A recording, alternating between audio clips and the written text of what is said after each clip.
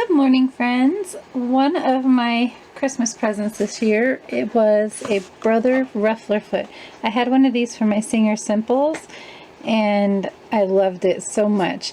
But I lost it at one point and then I found it again years and years and years later, but it didn't fit my brother. And so I never have been able to use my ruffler again. So my husband got me one of these for Christmas. I'm super excited. And I'm going to show you in a minute what they do, but I wanted to show you how the packaging comes, what it looks like, so you know for yourself. So this is directly from Brother, so that's good. So it should definitely work on my machine. There were a lot of other options on there, but they weren't specifically Brother. So I'm going to go ahead and cut. I'm going to do this off camera because it's going to be really shaky and annoying, so I'll be right back. Okay, so here's the ruffler, and it'll go on the machine like this. Okay. Oh gosh. Well, this is fun. Here we go. Okay, so this part over here, see where the foot is? That you would normally, like the J foot, it looks like that. So this is where everything's gonna go on. And then you put your fabric through here. You put, like, there's instructions, and we will read them, maybe. I might just put it on there and it might just come back to me. So I know that these are the settings for the pleats. You can set it here, there's a number here, as well as a dial here. And those two different things will control how fluffy your ruffles are. So, it comes with, in the package, looks like directions. And it comes in a bunch of different languages, so that's really cool. I think it is just the directions for you to get it onto your machine. Yeah, sorry about the angle. And then there's also this little book that comes with it. And what is this?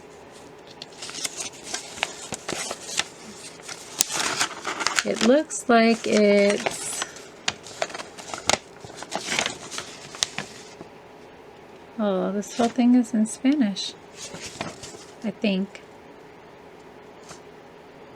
Yes, thought I saw some English on there for a second.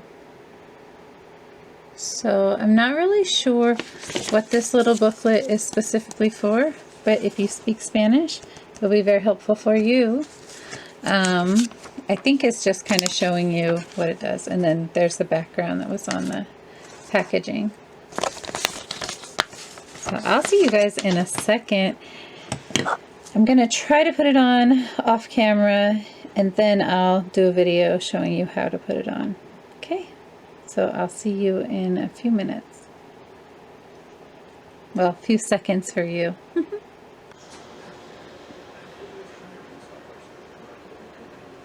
I hope that this angle is okay. So I've already installed it. This is what it looks like installed on the Brother SE425, which is also the same as the SE400, and I believe the 600 is the newer version of the same thing. So you just take off your screw. I'm going to show you kind of in backwards and then show you forward again. So make sure your presser foot is up. This thing is kind of a, okay, so you got your screw off. Set that somewhere safely aside. And then you kind of got to wiggle this thing, get it out of there, because there's a bunch of different stuff going on. Careful not to break your or your needle. Okay, make sure my needle stays there. Okay, so this right here is, I forget what it's called, but it's the piece that, let me try to zoom in on it. Well, it's the piece that goes on top of the J foot. So it normally is put together like this. And this is the piece that you use, I think it's called the throat. It's the piece that you use to change out your feet. And it's no different with this. So we just put our foot on.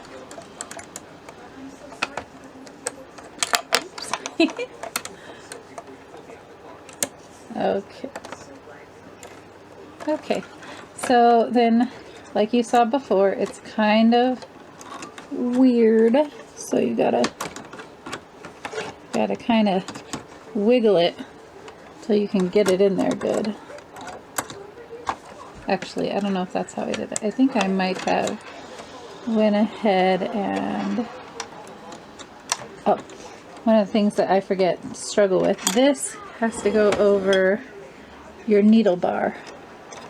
So the bar that you use to change your needles with, this goes over that. And then this goes next to that.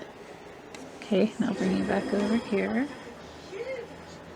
And I just have my camera on a bowl. Isn't that funny, you guys? This a bowl. Okay. So now we'll take our throat. And I want you guys to have this angle, but I'm also sorry for this angle because it's kind of hard for me to work at this angle with the camera in the way. So you shouldn't struggle as much as I'm struggling. I just, ow, have a big old camera in the way. Okay. Jeez Louise. There. Okay, so now it's on. It's next to it. I'm going to go ahead and bring the presser foot down so it's nice and inside that bar, and that will line up nice with that.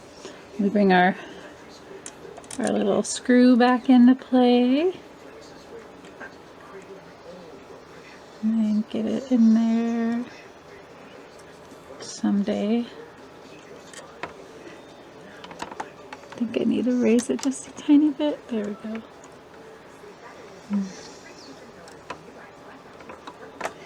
Okay. Oh, I don't think it's in there right. It's not.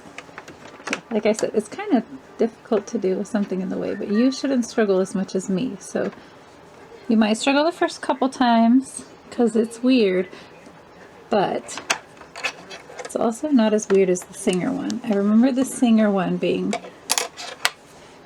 it had like a little cage that went around the bar instead of this. Oops. Oh. I dropped this little thing and picked up the bottom of the J foot instead of this. Okay, so it's on. It's on there nice and tight. If it wiggles a little bit, that's okay. That's normal. So another piece that we have to look at is we want to make sure that our needle, let's see, can you see that okay?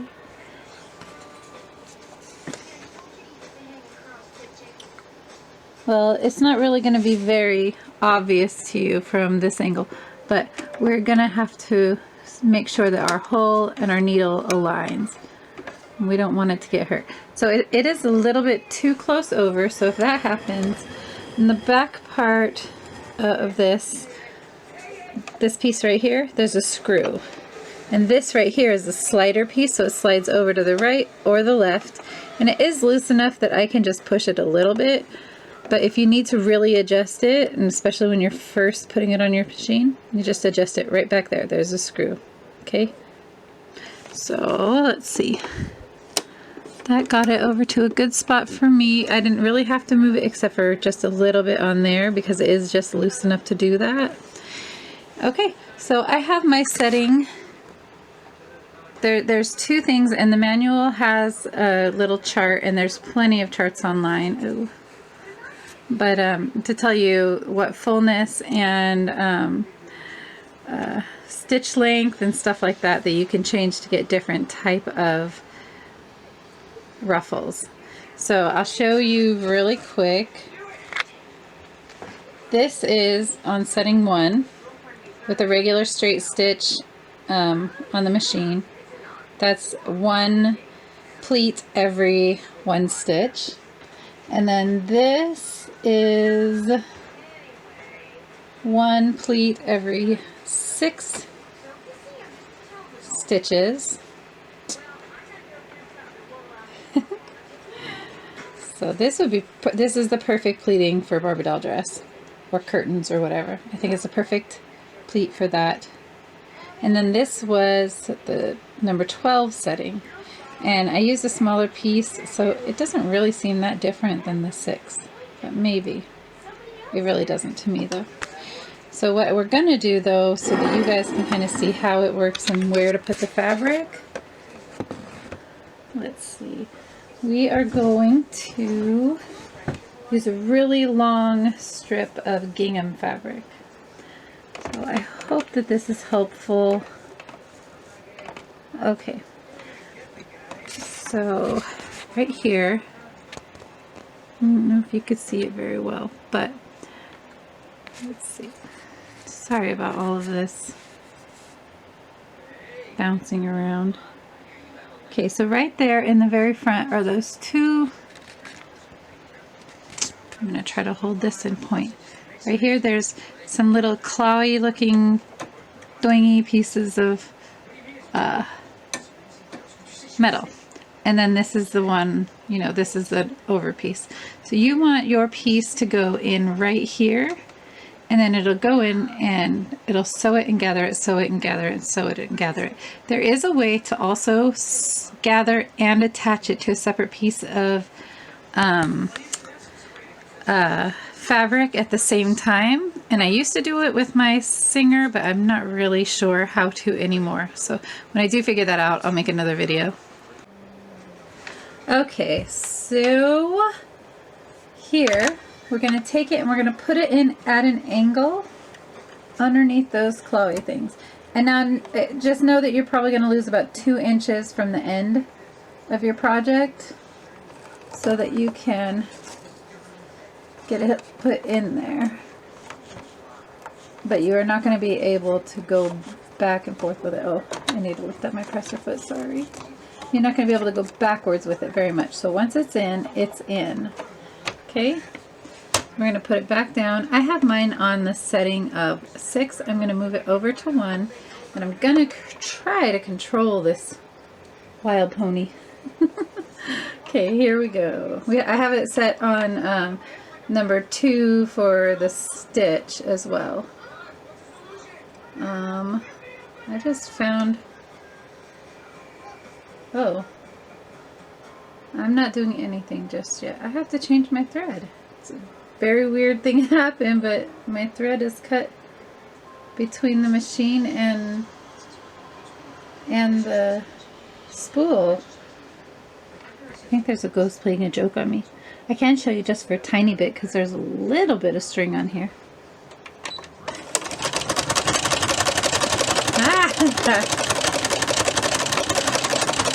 I'm not very good at my control yet.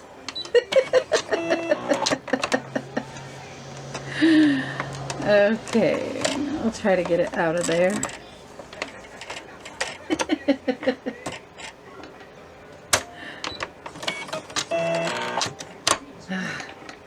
So annoying when that happens. Okay guys, this is hilarious. I should have set it back down to, instead of having it on number 2, I should have had it on number 1.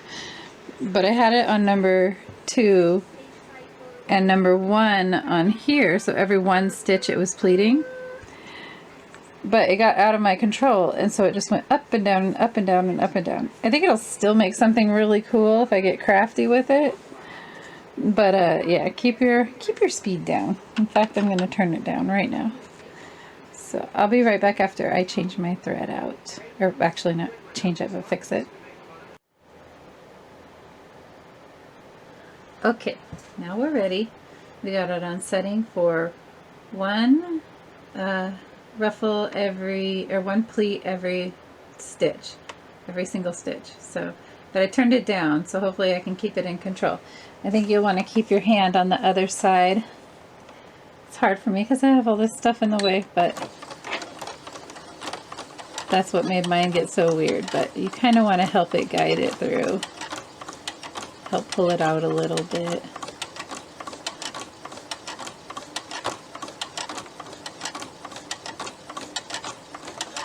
This is one of my very favorite pleats. I think it's just so cute. I love ruffles so much. I want one of those Ruffler machines. I don't know if you've ever seen one, but they're so cool. Okay, and I just went ahead and did a back stitch. Just gotta have it. Okay. Now let's check this baby out. Oh, it's so pretty. I still need to work on my control. See how that went up there? So it wouldn't be equal on the bottom if I was trying to make like a doll garment or something. But it's, you know, variable enough that it probably wouldn't be that noticeable to like most people. But yeah, I need to work on my control to make it where I don't get hills. But isn't that adorable? Oh my gosh. See, there's me whenever I was on speed number 2. Got lots of mountains and valleys, but I think it's still cute. I don't know. I mean, you can't use it for a garment really, but you could use it for something, some kind of little something. Maybe turn it circular. Let's see, like that. You know, cut off the excess stuff, but you have a cute little flower. I don't know. I don't know. Let's go ahead and see what 12 is like. What it looks like stitching, and then I'll let you guys go. I hope you find this as much fun as I do, and if you make stuff that requires ruffles, this is, I don't know if it's easier than you know, the traditional gathering and pulling the oh, what is it called? The thread. Why couldn't I think of the name of thread? Okay, remember you're going to lose about 1 inch or 2 up there. Just getting it in here. Okay, so get it in there nice and good. And then keep your hand over here to help guide it through. I'm going to put my presser foot down, make sure I'm on speed number 1. And this is just a nice, uniform, good-looking pleat. Oh wait, this is 6, not number 12. I don't know why I said 6.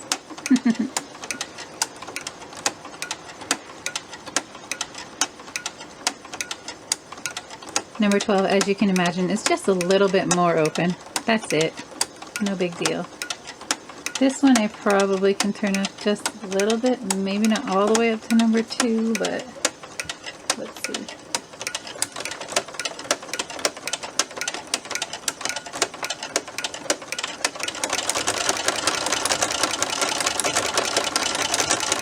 Okay, with this one I can maintain a lot more control at speed number 2 on the machine.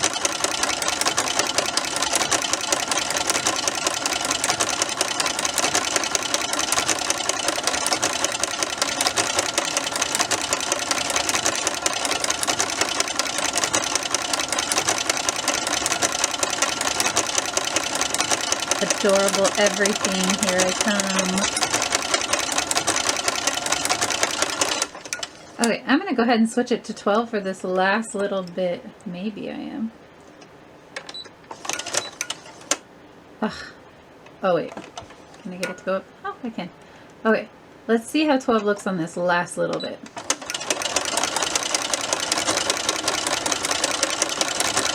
And that's it.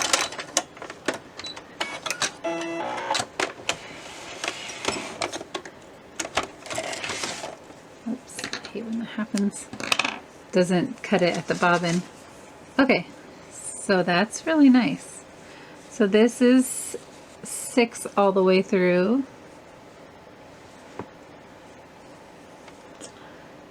Why has it got to go unfocus on me?